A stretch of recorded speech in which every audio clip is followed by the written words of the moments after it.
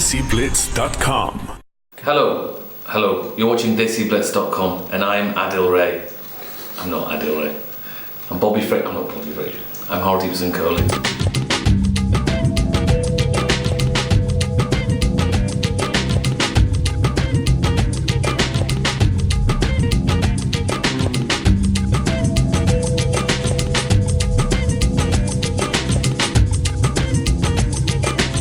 Going back in time, how did you start your career, Hardeep?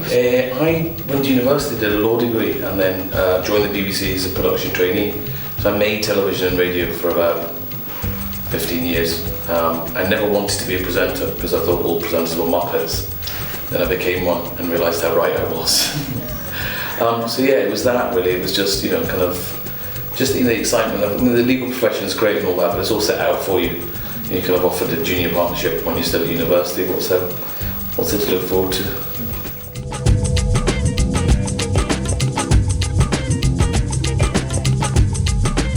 I think the world's changed an awful lot even in the time I've been around.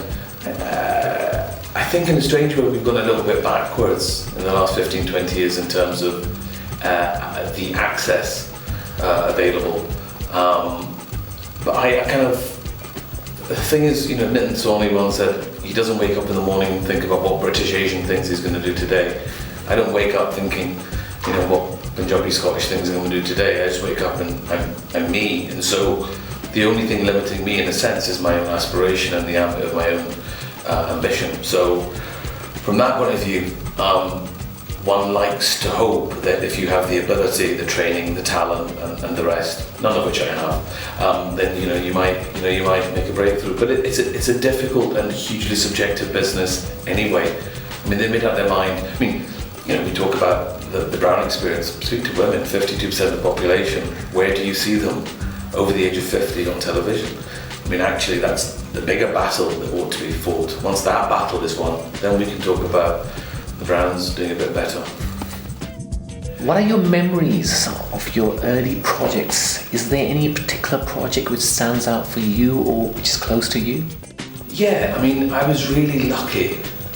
When I was first directing at the age of 24, I did a BBC Kids series called Little Never Work, which at that point we won a BAFTA and a Royal Television Society award for the first series, and that never happened before. And I travelled the world. I was in Tokyo and all over the place, kind of making films for that. And that, for me, was my first sort of real kind of taste of kind of critical success. All pretty much downhill from there, to be honest. But no, that was lovely. And also the idea that I always remember that I was adamant about putting the same part of my name in my credits, because I thought if there's some little Sikh girl or boy watching, they might think, well, there's a fat lad from Glasgow because the Sikhs managed to make it. And then also Muslim and Hindu kids might watch too and realise that Sikhs are superior to them in every way, shape and form. That's not a joke. No, I'm joking. It's a joke. So it's this thing of the visibility of our names and credits. We grew up in an age when if there were an Indian family, even the Gujarati family on Family Fortunes would be called downstairs to watch it because it was such a rarity.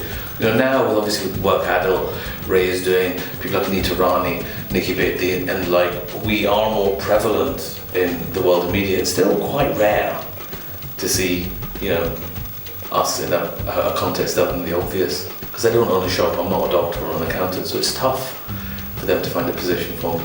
Yourself, wear a turban yourself. Do you see that as do you see that as a religious or a cultural symbol? I've had a lot of flack for talking about the dichotomy, the split between the cultural and the theological.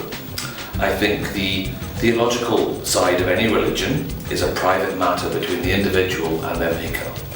I believe the cultural side of our religion is, for me, by far and away the public affairs realm, I love wearing my bug. I also wore my bug through really difficult times as a teenager in Glasgow in the early 80s, when you were chased home from school for wearing a turban, you were the abuse. So I feel I've earned this position to be able to wear a bug. And also it's, I am hugely proud of Sikh heritage, Sikh tradition. You know, more Sikhs laid their lives down for the creation of India. You wouldn't think so, the way Sikhs are treated in India just now. But there again, as my father always says, give me 3 Sikhs and I'll give you 4 Gurdwaras. We can't decide anything ourselves, amongst ourselves. We're our own worst enemy.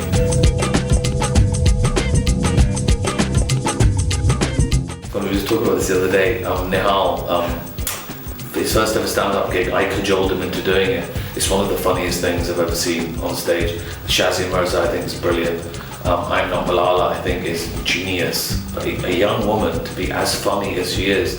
And the thing about comedy that I love most, and I was in the room, I programmed her at the South Bank earlier this year. Comedy is as much about discomfort as it is about laughter. When people don't know if they're meant to laugh or not. And that I love. I do love Ricky Gervais. I love Lydia. I love Miranda. I love that old-fashioned slapstick. And I think what Adil Ray has achieved with Citizen Khan is actually astonishing, you know, and I'm very proud of what, you know, he's done in that regard. I think, again, there's great, there needs to be more gender realignment in the world of comedy, because we grew up in houses full of funny women, and they're funny at home, but then you don't see them on stage. What happens between that transition? And also, you know, without any daughters in the house, I was like the token daughter, which is why some weekends like this. And I was sent to the kitchen for weddings and engagements, and I'm cooking with the women, learning how to be funny. Punjabi was that great thing my dad says, which is Urdu is the language of love, Hindi is the language of commerce, and Punjabi is the language of jokes.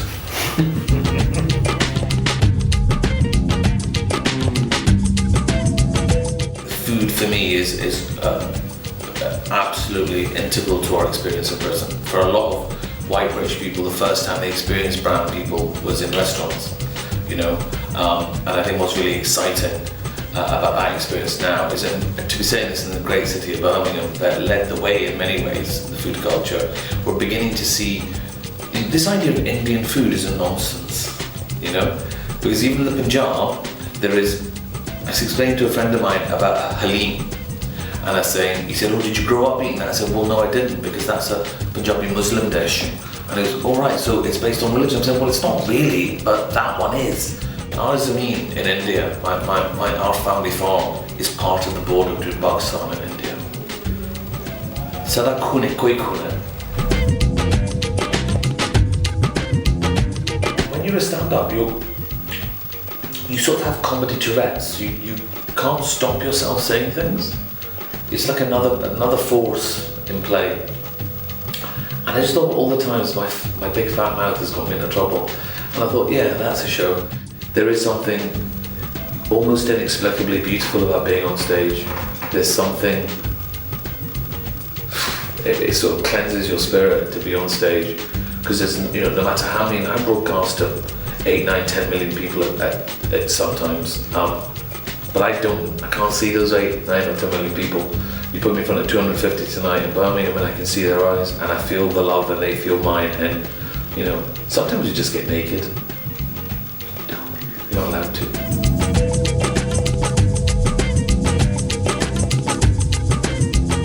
I think we do, but I think that it's too simplistic to say that is just the issue. It's wrapped up in something I've grown to understand and appreciate a great deal more as I've got older. Our parents, I was speaking about how hard it was for our parents when they came here. The last thing our parents want is for us to have the hard life they did. And, you know, sex and jobs and all the rest of it, they all tied in to that same experience. They worry, you know, and you know, my family is married out into the white community, and we were lucky, we got great people, you know. But I understand the fear of losing our cultural roots. I understand that fear. I'm not altogether sure we can blame the people we marry for that. If the roots are strong in the individual, they should take those roots with them. So I do definitely think our parents should talk about sex a lot more and be prepared to have sex in front of the children a lot more.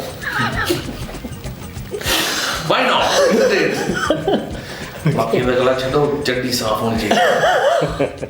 What would you like to say to a young person who wants to do what you do? Any special advice? Listen, I'm not a doctor or a nurse or a teacher or a social worker. I'm not that important, right? When your kid is sick in the middle of the night, you're not going to phone an entertainer, yeah? But I do think it can be a tough job.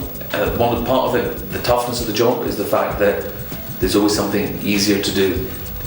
So if you want to do this, you've got to have a skin like rhino hide, and you've got to believe in what you do and find that balance somehow. But actually, be an accountant. It's much easier. Like a BMW, isn't it? Semi-attached house, solid harbor.